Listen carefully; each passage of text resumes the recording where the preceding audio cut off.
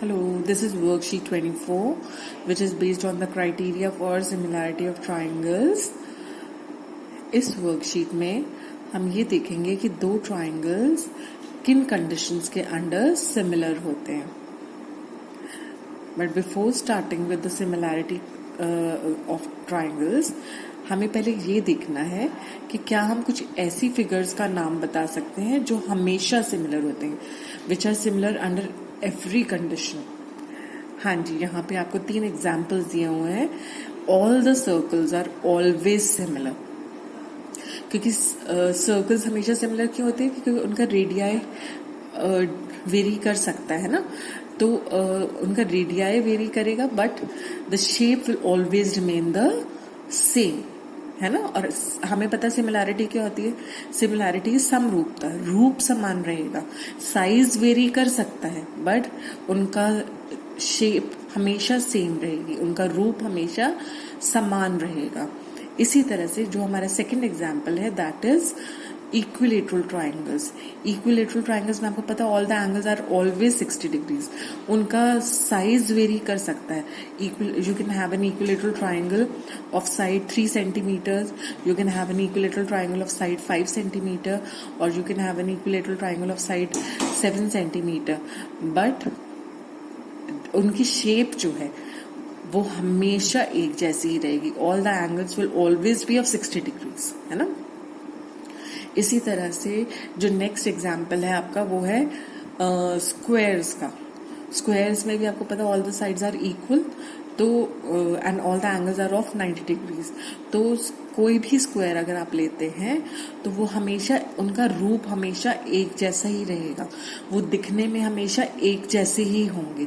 उनका size vary कर सकता है ना. द साइज में vary, but the shape will always be the same. इसलिए अगर हमें कुछ ऐसी शेप्स का नाम देना है जो हमेशा सिमिलर होंगी, तो उनमें हम क्या नाम दे सकते हैं. पहला नाम है सर्कल्स, दूसरा है इक्विलेटरल ट्राइंगल्स, और तीसरा होगा squares. Now let us move on to the similarity of triangles. Triangles similar करने के लिए हमें 3 क्राइटेरिया देखने होते हैं. ट्राइंगल्स की सिमिलैरिटी का जो पहला क्राइटेरिया है, दैट इज AAA, और you can also call it the AA similarity. AA क्यों कह सकते हैं हम, AAA या AA? आपको पता है अगर ट्राइंगल के 2 एंगल्स इक्वल हैं तो ऑटोमेटिकली तीसरा एंगल भी इक्वल होगा, क्योंकि ट्राइंगल के तीनों एंगल्स का सम 180 डिग्री होता है ना. तो अगर सपोज मैं कहती हूँ कि if there are 2 triangles ABC and triangle PQR, such that angle A is equal to angle P, angle B is equal to angle Q, तो ऑटोमेटिकली जो थर्ड एंगल है वो इस थर्ड एंगल के इक्वल होगा, है ना. वो कैसे होगा, हमें पता है angle A plus angle B plus angle C is 180 degree. Similarly angle P plus angle Q plus angle R is also 180 degree, है ना. क्यों है ये ऐसा? Sum of angles of a triangle. ठीक है. अब आपको पता है angle A is equal to angle P, ये हमें गिवन है ना. तो हम पहले तो यहाँ हम ये कर सकते हैं, क्योंकि दोनों ट्राइंगल के एंगल्स का सम 180 के इक्वल है. That means angle A plus angle B plus angle C is equal to angle P plus angle Q plus angle R, है ना. अब एंगल P, लेकिन एंगल A एंगल P के इक्वल है. Similarly angle B angle Q के equal है. तो these 2 angles will get cancelled with these 2 angles. तो हमारे पास बचा angle C is equal to angle R. तो अगर किन्हीं 2 ट्राइंगल्स के 2 एंगल्स इक्वल है तो उनका तीसरा एंगल भी ऑटोमेटिकली इक्वल हो जाता है. आई होप दिस इज क्लियर. तो हमारा जो पहला सिमिलैरिटी क्राइटेरिया है, दैट इज द AAA, और you can say the AA similarity criteria. इसका मतलब है कि ये दो ट्राइंगल्स कब सिमिलर हो सकते हैं, अगर उनके तीनों एंगल्स इक्वल हों।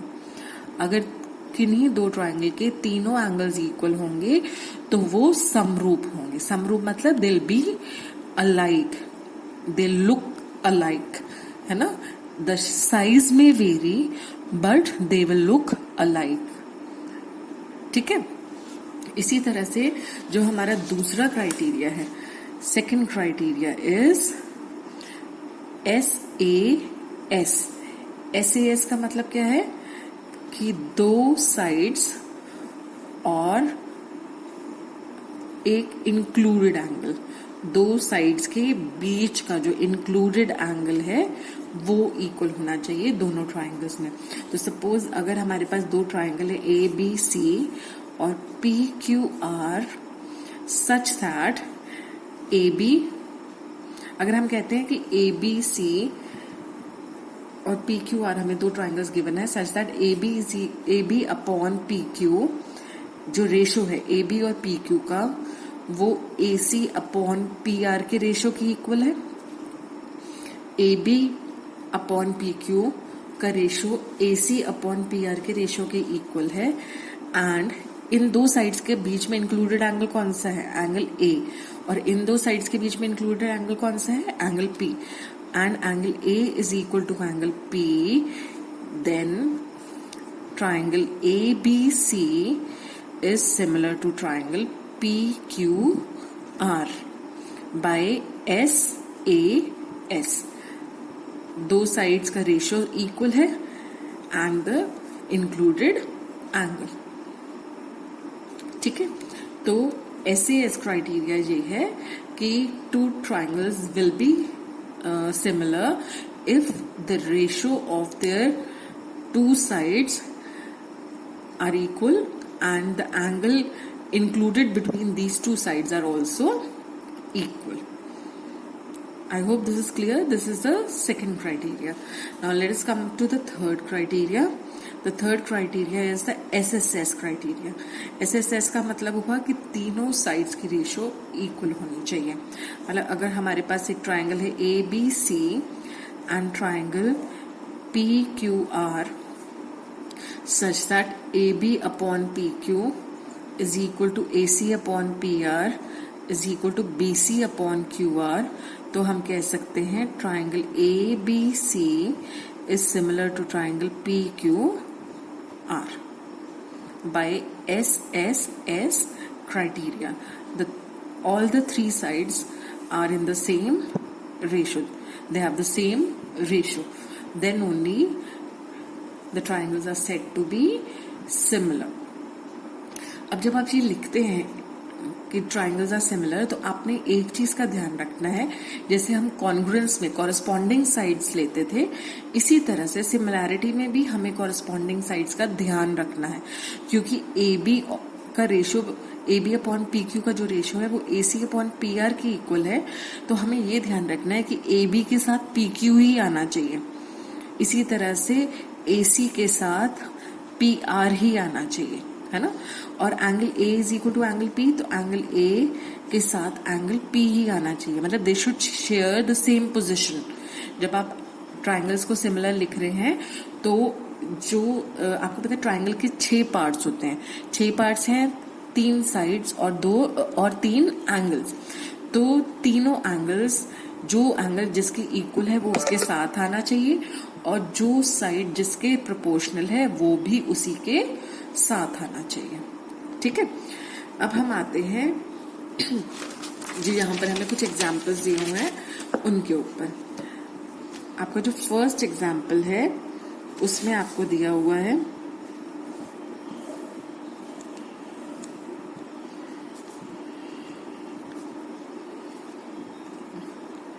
कि PQ is parallel to RS and you have to prove that triangle POQ is similar to triangle SOR. ठीक है। अब आपको गिवन है कि PQ is parallel to RS.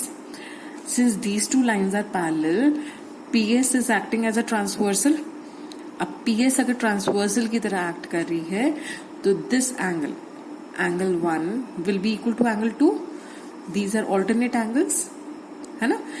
इसी तरह से क्योंकि पी क्यू आर एस की पैरेलल है and Q R is acting as the transversal, अगर हम इसको हटा दें तो आप देख रहे हैं ये दो लाइंस पैरेलल हैं and this is acting as the transversal. तो इसका मतलब angle 3 should be equal to angle 4 by these are also alternate angles. Similarly, angle 5 will be equal to angle 6 because these are vertically opposite angles, है ना. These are vertically opposite angles कौन से थे, जो ऐसे x के ऊपर बनते हैं, बिल्कुल एक दूसरे के opposite आते हैं. तो आपने देखा angle 1 is equal to angle 2, angle 3 is equal to angle 4 and angle 5 is equal to angle 6. Angle 1 की जगह हम एंगल P भी लिख सकते हैं. Angle P is equal to angle S, angle Q is equal to angle R and angle POQ is equal to angle ROS, है ना. तो this implies that triangle POQ is similar to triangle SOR by AAA similarity.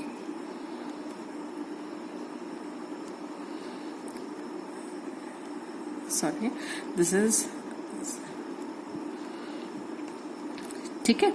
और ये A similarity कैसे, आप देखो P के साथ P S के इक्वल है तो P के साथ S ही आएगा, Q R के इक्वल है तो Q के साथ R ही आएगा, है ना. और POQ ROS, POQ is equal to ROS, तो ये भी हम उसी तरह से ही लिखेंगे SOR, ठीक है. आई होप दिस इज क्लियर कि कैसे ए सिमिलैरिटी यहां पर आ रही है.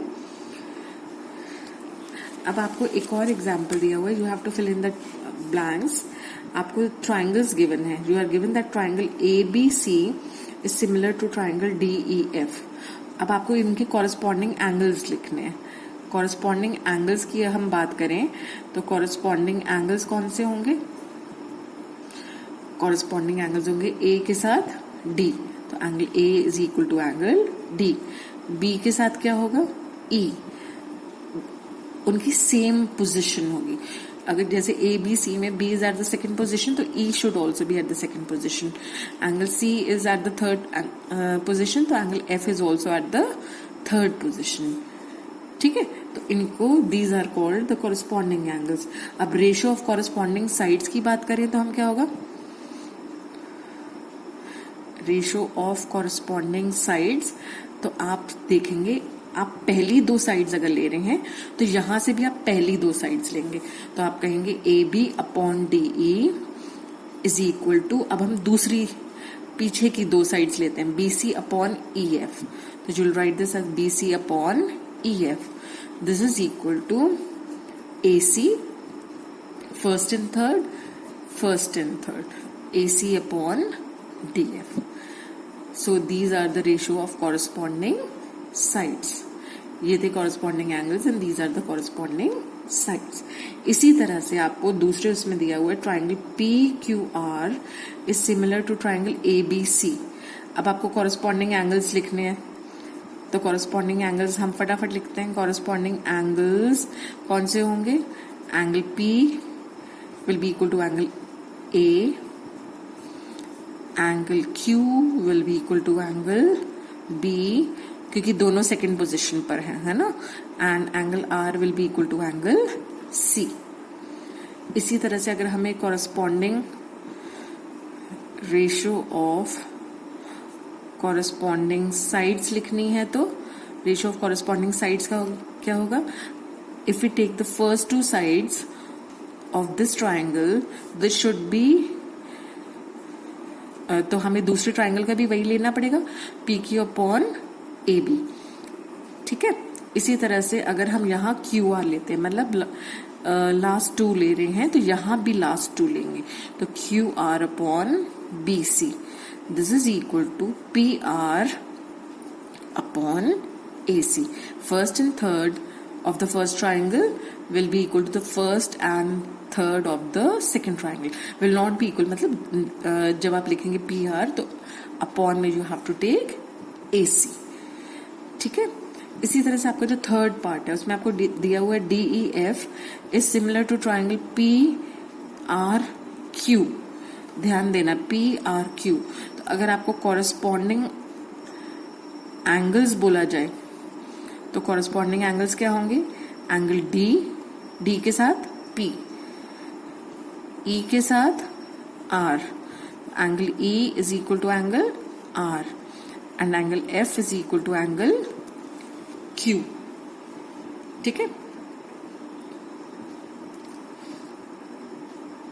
इसी तरह से आपका अगर हम रेशो ऑफ कॉरेस्पॉन्डिंग साइड्स की बात करते हैं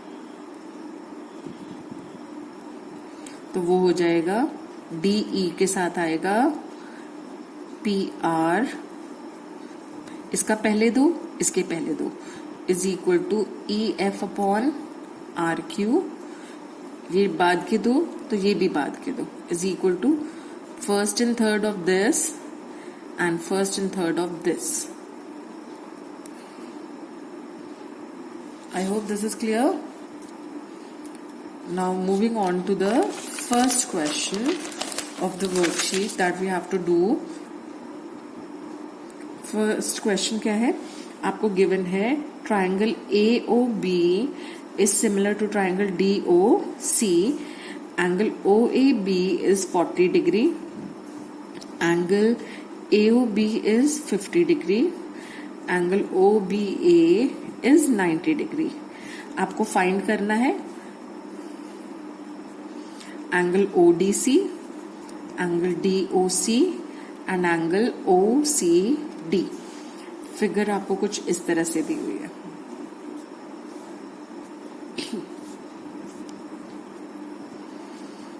देखिए, सबसे पहले हमें जो सिमिलैरिटी गिवन है उस पे हमें फोकस करना है।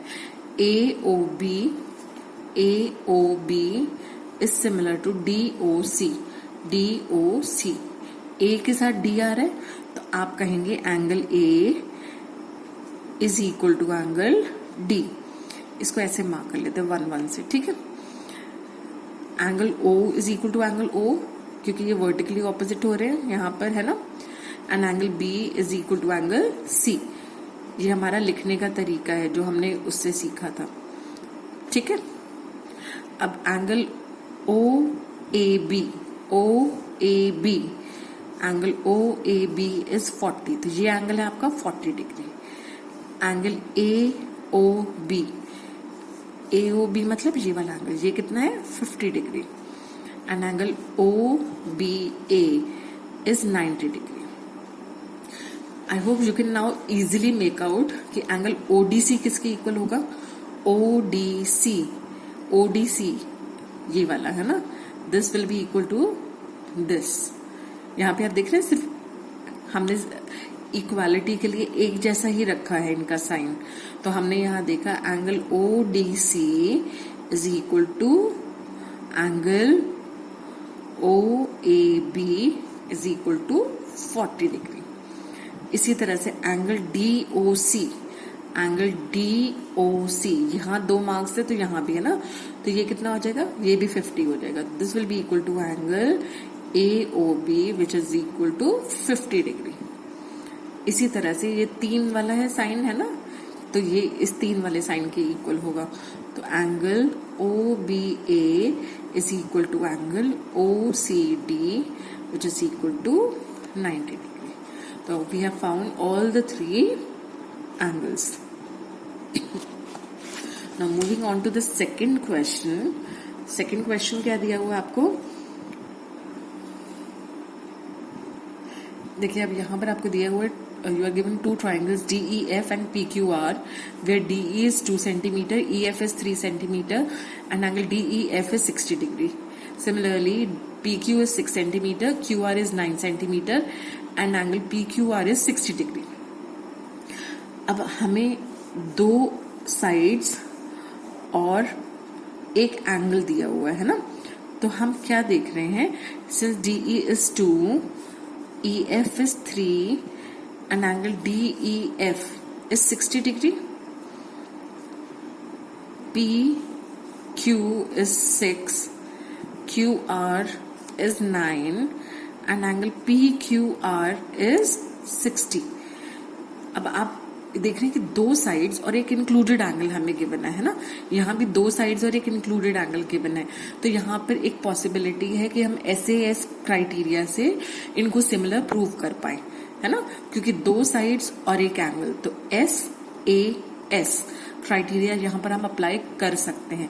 लेकिन उसके लिए हमें पहले ये चेक करना होगा कि क्या कॉरस्पॉन्डिंग साइड्स की रेशो इक्वल है या नहीं।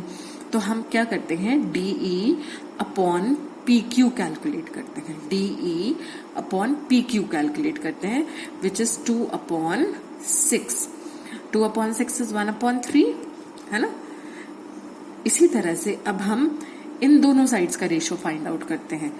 We find out EF upon QR। EF is 3 and QR is 9। तो यहां से 3 जा 9 होता है, तो ये भी आपके पास 1/3 आ जाएगा। तो आपने देखा कि DE अपॉन PQ का जो रेशियो है वो EF अपॉन QR के रेशियो के इक्वल है, और इनका जो इंक्लूडेड एंगल है, angle DEF is equal to angle PQR is equal to 60 degree. तो हम क्या कह सकते हैं, क्योंकि दो साइड्स और उनका इंक्लूडेड एंगल का रेशियो इक्वल है, दो साइड्स का रेशियो इक्वल है and the included angle is equal, इसलिए हम कह सकते हैं कि triangle DEF is similar to triangle PQR by SAS criteria, है ना।